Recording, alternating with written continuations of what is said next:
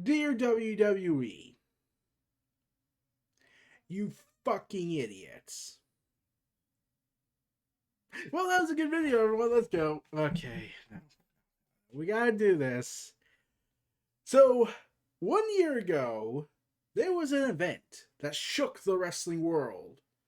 And then several months later, there was another event that shook the wrestling world. But this was the first one, and this was a major disaster. And it only continues to emphasize that 2020 is still horrible, and 2020 will always be a horrible year. WWE did Black Wednesday. They fired God knows how many employees. Let's go into that. Black Wednesday, that was the event. That was the freaking event. They fired dozens of superstars. They fired so much talent that came out of that place. This mass exodus, or really it's a firing, they fired David Finley, Mike Rotunda, Shane Helms, Lance Storm, Billy Kidman, Pat Buck, Sean Daivari, Scott Armstrong, Sarah Stock. That's just some of the staff that don't even have wrestling contracts. No. They fired people like, let's see, Kurt Angle, Drake Maverick, Zack Ryder, Kurt Hawkins, Carl Anderson, Luke Gallows, Heath Slater, Eric Young, Rowan, Sarah Logan, No Way Jose, Mike Chioda, Mike Canales, Marina Canales, EC3, Aiden English, Primo, Leo Rush, and Epico. And they wished them all in their future endeavors. Well, on the anniversary of April 15th, on the exact same freaking day, at the exact same time, honestly. No, I really looked into this. I looked into this whole thing. Yes, people were saying that it's right around the same hour they did this. They announced more firings. So currently, this is an in progress event. There will be more, apparently. There are reports going around, rumors circulating that this is not done. We're going to get a sequel to Black Wednesday 2. Well, Black Thursday, as it's called today. No, we're going to get Black Friday. Because we need to ruin the day everyone finally gets off of work and has a weekend to themselves. I mean, most of them at least. The government kind of sucks. But anyways, we need to make our money. But yes, we're really here. WWE has announced that several talents have been released, and this is just the wrestlers, not any trainers, not any department executives, not any other small time executives, not trainers, not coaches, not even NXT talent. No. This is just the current active roster on the mainstream brand. And what are the names? Well, let's go over this and I'll give you my reaction to when I heard this. First off, that was announced to be fired. Well, okay, I'm not going in order because that destroys the purpose. Tucker. Yeah, so after Heavy Machinery, he was honestly done. I honestly saw this coming. Like, they weren't going to do anything with him. They never followed through his betrayal. They just sort of did it. And now Otis is a heel, so it looks like that was clearly not worth it. So, yeah, I kind of saw this coming. I kind of saw he was, like, here's the thing, I'm just going to say this first and foremost. I called this. When I said this. When they announced the largest class of trainers that had come to the performance center, aka they got deals, and aka they didn't do this voluntarily, they have to do this as part of their job, that there was going to be a mass release exodus. So I was seeing this coming, but WWE somehow finds a way to make my expectations go beyond, let's quote My Hero Academia, plus ultra. So Tucker's released. So I saw that coming. I really did. Next is Chelsea Green, the signee they got in 2018 after the events of All In. So my retrospective has been dated even more. And okay, I saw this coming too. Honestly, I was not mad about this because Chelsea Green has had a rather unfortunate run in WWE and even in NXT. She has suffered injury setbacks. She suffered time-based injuries that took long periods of time to overcome. So I saw WWE was thinking, we can't keep paying her if she keeps getting hurt, which again also means that they should fire like 60% of their roster when they decree that they're injury prone, therefore they can't become a top star, which means you lock them somewhere, which means you might as well just let them go if they're not going to amount to anything other than being your personal punching bag for another person. And if they're miserable, and if they ask for the release, and if they ask for their release, they should be granted it if they're miserable and want to not have an unhealthy backstage environment. Oh no, this is the idealization of my worldview. Okay, let's get back to reality. Next is Mickie James. So, yeah, I don't know what happened to her. She hasn't been seen since September 2020, and they really should have followed through with that rematch with Asuka because they screwed it up. So, what a way to go out. Really not. But, okay, fine. She wasn't being used for an extensive period of time. So, yeah. I saw this kind of coming a little bit. And, yeah. Next is Wesley Blake. I have no comment. Other than, why is Riker still there? Oh, he's with Elias, so he's on TV. So anyone who's on being used on TV can't be removed. Right? Right? Next is kind of a dark horse in this. Bray Wyatt's little brother, Bo Dallas. Oh wow, I wonder how Bray Wyatt's feeling right now. Like he just got told by WWE management, your story sucks, your hard work sucks, we don't like you creatively because you're better than us, and we're gonna screw you at WrestleMania again with Orton because we have an agenda, and we're gonna not even follow through with that. And we're probably gonna kill off the Fiend because you're trying so damn hard to justify this entire debacle, and we somehow keep screwing you over. So, okay, fine. The last release that was announced today was Mojo Rawley at this current time.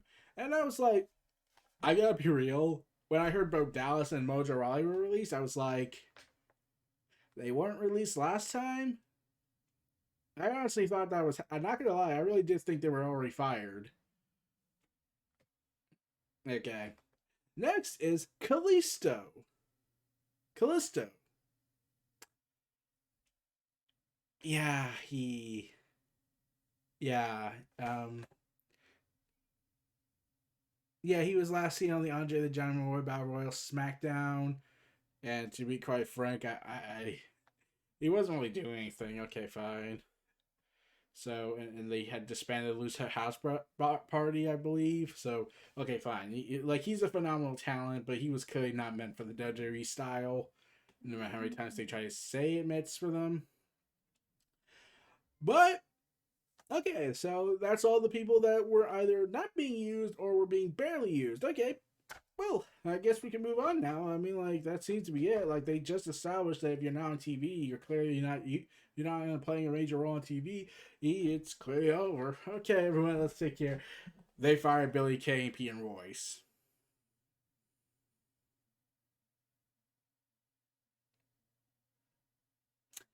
You screw the IIconics over. Let's be real. You screwed them over. You somehow wrecked what was supposed to be Peyton Royce's push because reportedly you forgot she existed after 1 week. 1 week and she's completely forgotten about, which is kind of amazing that urban myth about how Vince forgets every single second, it seems to be more true by the day. Okay, and you fired Billie Kay, who, if I recall correctly, pinned Naomi at WrestleMania, so she clearly had some momentum going and she was being entertaining. So you fire the only what could have been. So you break up the only legitimate tag team in the mainstream brand for women tag titles, and now you fire both of them. Oh, Vince. Oh, And especially Peyton Royce, she was expressing frustration on the microphone on Raw Talk. She looked like she was going to get a push, and then they just stopped it after Charlotte got sick. Because, you know, if Charlotte's not here, we clearly can't make this work. I mean, like, we tried everything we could. There's no Charlotte. Therefore, the effort's not there anymore. I like, we could probably use something with Peyton Royce. It's not Charlotte Flair. Damn it. And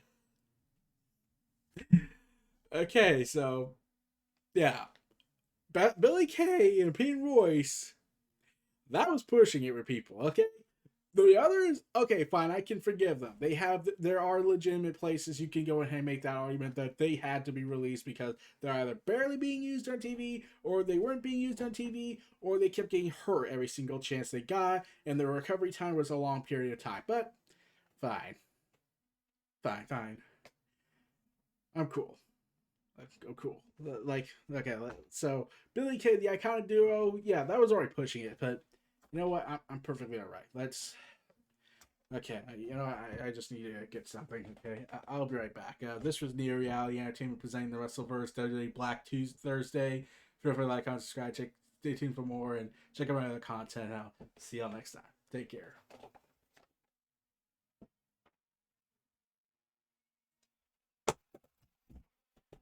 You fired Samoa Joe! How in God's name do you not see this problem?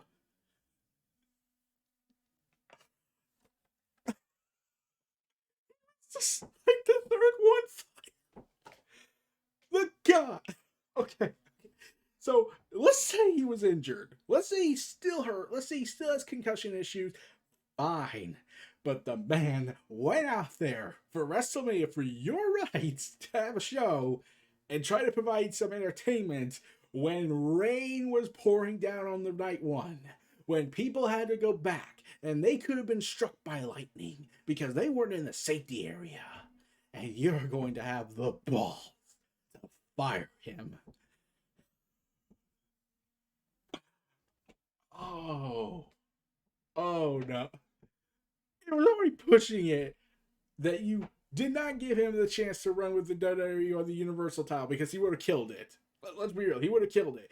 When they announced that he was no longer being Raw commentary, I thought, okay, maybe he's going to SmackDown, and maybe if he gets cleared or he's recovered enough, he'll do a feud with Roman Reigns. Let's do it. Roman Reigns wants the Samoans to acknowledge him now, and Samoa Joe is Samoan, even though he's not related to the family. But, you know, let's do it. Let's get cutthroat Roman Reigns heel over there to take on a Samoa Joe where he is just as cutthroat, and we got cutthroats after cutthroat after cutthroat promos. Fine, that's why I thought this was going. But then they fired him.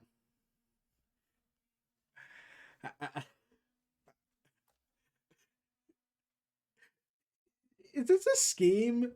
Is this a secret scheme to screw your customers over and screw your talent over? Is this something designed by design to anger as many people and you somehow make money pissing people off? I'm like, you get traction, you get people's attention when they are looking at you and looking like you completely fucking lost your mind. But you fired Samoa Joe. Like Billie Kay and Peyton Royce, that was pushing it. That was way pushing it. But when you went with Samoa Joe, you said, nope, Samoa Joe's gotta go. We probably could use him as our commentator for SmackDown. But we're gonna say screw him and all the dedication he gave us, all the time he gave us, and even risked his ass out there during a freaking thunderstorm on night one of WrestleMania and tell him to go f himself. That's what happened. And people went on Twitter and just raged. Like they were fanatic. They were tribalists that tried to defend that Vince was in the right. There were some who were defending the concept of what they're doing in terms of, well, they do this every year. They go ahead and preparing this. Here's the thing. Here is the honest to God truth, I think, that what happened. WWE, and I said this when I heard these cuts were being made. because WrestleVerse confirmed right before it was launched that the cuts were happening. Sean Ross Sapp said, I'm told John Laurinaitis has been making the calls to talent signing budget cuts as the reason for the WWE releases, which, insert CM Punk promo here, where he called out John Laurinaitis on SmackDown on Raw back in 2011. So we can insert that BS lie. Let's be real. They have a freaking deal with Peacock. They have blood money coming in. Now, okay, fine. I can probably forgive the blood money deal because, they're not hosting shows at the moment because COVID's the thing. But there has to be like some sort of downside on this. And then it's amazing. You want to know, there's two things they get done. And here's the kicker. Remember Andrade when he got finally released? And I never talked about that, sadly. He got released, but he was allowed to have a no complete cost on that. He was allowed to go wherever he wanted to. Why can't they do that with the others? Like, I know there are some that probably feel like they're probably not ready to go back to wrestling yet, and they probably failed, so that should have been an option. If there are some wrestlers who wanted to go right to work because, WWE thinks everyone's just about the money, even though people love this business, people grew up on WWE, and therefore they are thinking in their minds that WWE is a place to go to just to, scratch a bucket list off at this point, because at this point WWE is not even that whole be all end all thing. There's plenty of open markets now. It's a much bigger market than it was like in 2010, 2011. Sure, ROH and New Japan were a thing, but they weren't like when you think of wrestling, you think of WWE. And oh god. And let's see if I'm correct. Here's the thing. I said this to someone. Let me see. Let me find the tweet. How WWE. Let me find it. I made this claim that, and Jim Sterling brings this up a lot with Activision Blizzard because, let's be real, that's what they do. I wouldn't be surprised if that was a lot. I don't even know if this is even legal, but this is what I wrote. This is a, quote, classic corpo move, faking the so-called record revenue growth when they do their earnings report. This is a popular Activision Blizzard move. Suits, according to our projections, we grew by 25%. Gotta cut some people. Cut a whole bunch of them at least. We grew by 50%, and the investors just yell, shut up and take my money. That's clearly what happened. That is likely what happened. I'm not saying this is fact, but this is my honest truth, because WWE pulled this last year. And at the time, I was like, okay, fine. They fucked up the whole way to do this. They probably should have done it differently. They probably should have handled it differently. Fine, but I got it. Like, at the time, this was an unprecedented event. COVID was a thing.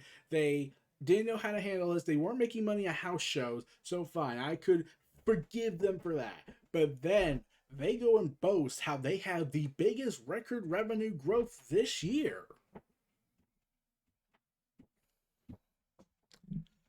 Record revenue growth of 2020 in a long time, they said.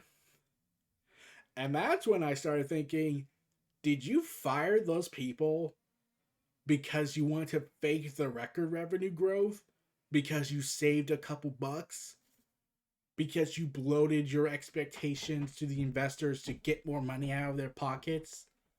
Is that what really happened? I have no evidence of this, but is that what happened? Like, let's be real, this is WWE. They have done shady stuff. But we can only speculate about this. There is no confirmation that that's what WWE did. Activision Blizzard, they kind of have all but confirmed this in people's opinions. And Jim Sterling digging, I believe, about what they do and how they do this.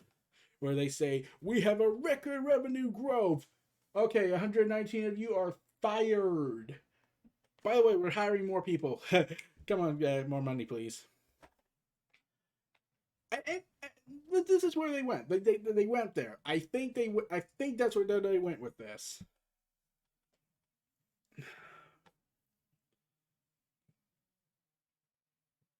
Just fuck. I'm like, here's the thing. They're gonna make all this talent we're seeing. I know they're probably gonna land somewhere, and their 90-day no compete clause. I'm just speaking this out for convenience sake. I'm definitely not making a call to anyone to say that, hey, maybe you should check this out. They land on a certain day. They land on July. Yeah, I kept hearing they're landing in July. I kept hearing it's a certain day of the week. So yeah, they landed on a day. I'm not sure what the day of July 14th is. I believe our old buddy Dave Meltzer said it. Let's see, July 14th. What happens on that day? Oh, wait, that's a Wednesday, right? I mean, I'm not saying all of them are going to sign, but we can speculate that many will probably sign somewhere. And I'm pretty sure a guy like Samoa Joe is going to get offers everywhere. And the biggest companies that can hire him are Japan, AEW, and Impact. Meanwhile, he's going ahead and tweeting out posts about how WWE screwed him up, and he still got paid. So he still got a bunch of money out of this. But he felt robbed a little bit on some things, it seems. So, yeah. And I certainly do see Samoa Joe showing up on AEW Dynamite after he does his in-ring appearance. He goes into the back. He encounters MJF. MJF backs away a bit, looking frightened, because we all know Samoa Joe and MJF's his past in NXT. Samoa Joe looks at him, glaring, before just laughing and walking off, saying, "Nah, too easy." Like, wouldn't that be a thing? Wouldn't that just be a joy to laugh at?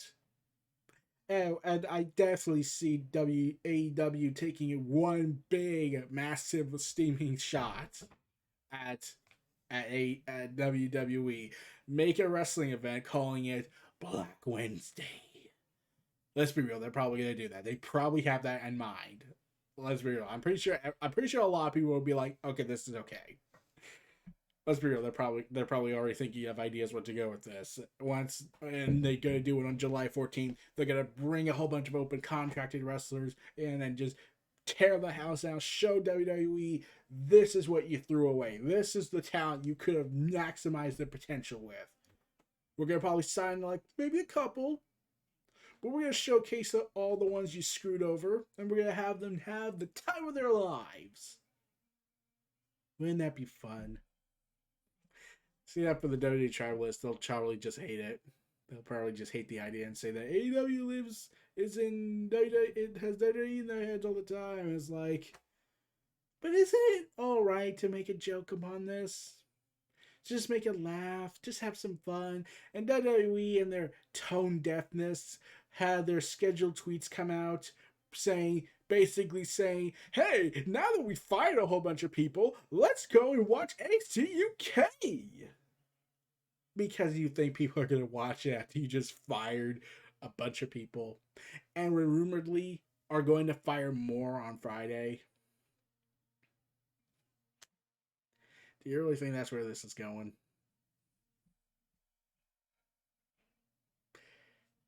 Yeah, Roman, ever since you came back, man, you have to carry the whole company now every time when they make a major F up moment. It was third party warfare. It was this. It was Andrade trying to quit. It was all the controversy that they kept pulling with third party warfare. It was all the stuff they were pulling, and it happened mostly every time when SmackDown aired. Right before SmackDown aired, and Roman's probably thinking backstage, like, how many times? I should have just quit. I should have just quit. Like, I'm the only one carrying this. I'm the only one carrying this. Now we're just going to put more on my back, and I'm probably going to have to carry it more. Like, I have to carry, like, at least 50% of night 2 because it could have been a complete disaster on several occasions. But okay, I'm done. Just need to get this out of my system. When the inevitable, probable cause of Black Friday happens, because that is rumored. This isn't the end. It seems we haven't caught to NXT or talent that's not wrestlers, furlough, whatever. We're gonna probably see that. And to be quite honest, I am scared for a lot of NXT talent. And I hope they do well in their quote future endeavors. All this could have been avoided if WWE stopped overbloating their roster every second they got. They would probably still do cuts, but it would be less minimalizing and less, oh my god, what the hell's wrong with you guys? If they stopped overblowing their roster up because they don't want them to go somewhere else, because if they go somewhere else, they'll be bigger and they can't take all the credit saying, we made them, and go all maximum overdrive on us and scream at the top of their lungs when people say they were awesome in their careers. They don't want to go and be that crazy lady kicking out the door and screaming, you can't win them! And just go to town on this. Okay. I'll be, as I've been told, hosting on Noah Foster's channel, ATW View. We'll see how that turns out. So expect that video to drop either Friday or Saturday. I'll let anyone know on Twitter if there's been any changes to that plan. But yeah, looks like I'm going to be hosting. Yeah, that's going to be an episode. Especially in the wake when we get more employees cut on Black Friday. So we'll have to see.